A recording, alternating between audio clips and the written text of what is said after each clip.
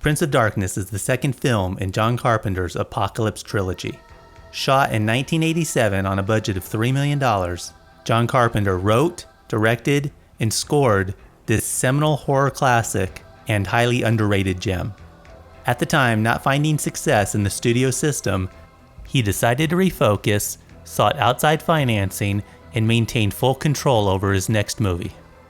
As a result, the screenplay is probably one of his most creative endeavors.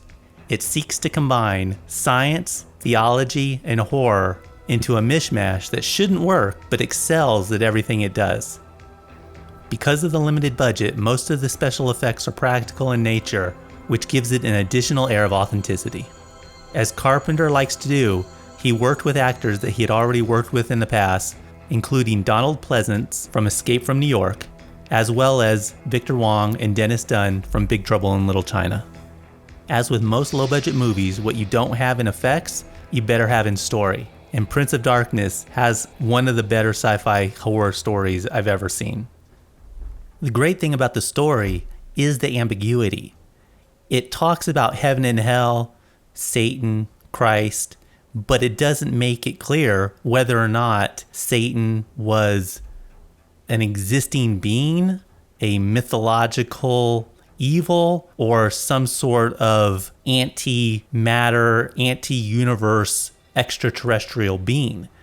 And it does some exposition to explain that what happened was there was this omnipotent evil who had a son at the same time that Christ existed. And Christ was trying to warn everyone that, hey, there's this bad thing, it's gonna kill everybody. But they started to think he was insane. Killed Christ, and the Brotherhood of Sleep, which is the order within the Catholic Church, took it upon themselves to keep this revelation secret because the world wasn't ready for it. There needed to be scientific advancement sophisticated enough to quantifiably prove that this evil incarnate exists. What is inside the cylinder is this buried remnants of the Antichrist. And because it's of extraterrestrial origin, it doesn't decay, it doesn't have bones that disappear like a normal human being would. It exists in, a quantum state or an antimatter state, but there was a supernova that triggered something and it started to reawaken. And Donald Pleasance's character, the priest, enlists the help of an old friend, played by Victor Wong, who is a physics professor at a university, to get him and his physics students, in addition to some other people, to quantify that evil exists, that it isn't a myth, it isn't legend, it isn't some kind of ethereal presence. And once they prove its existence, they can then convince the world the devil, aka evil, exists, and they can, combat it somehow. That's a pretty damn original story. And the rest of the movie is basically this sentience, little by little, as it gains strength, exerting more influence. First over ants and worms, and then over, homeless people. But the assumption is that as it continues to gain strength, it continues to increase its ability to control more and more sophisticated beings. So by the time the end of the movie rolls around into the third act, it's controlling via the liquid that's leaking out of the cylinder scientists.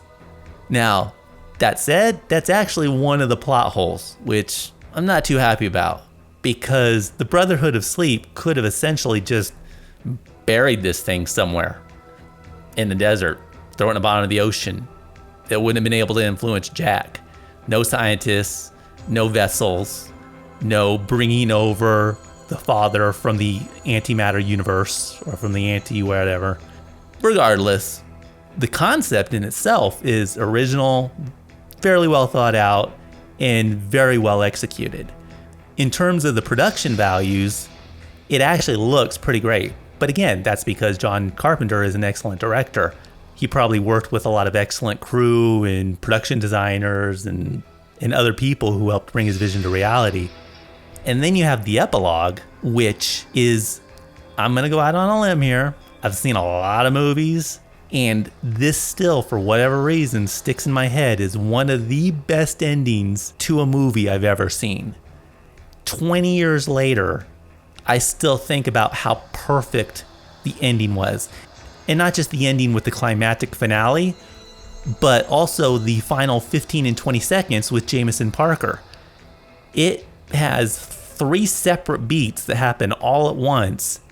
And then there's the final 3 seconds where it ends perfectly. It's a combination of the camera shot, the subject matter, and the way the music just kind of hits its beats right at the split second it ends. I haven't seen a movie have that kind of concise, perfect final 10 seconds in a long time. But John Carpenter's Prince of Darkness is one of my favorite horror movies. And it's partly due to the excellent execution on such a constrained budget, but more so because the story is completely original. Even though it's showing its age, it's still an excellent movie that's well worth your time. I'm giving Prince of Darkness an 8 out of 10.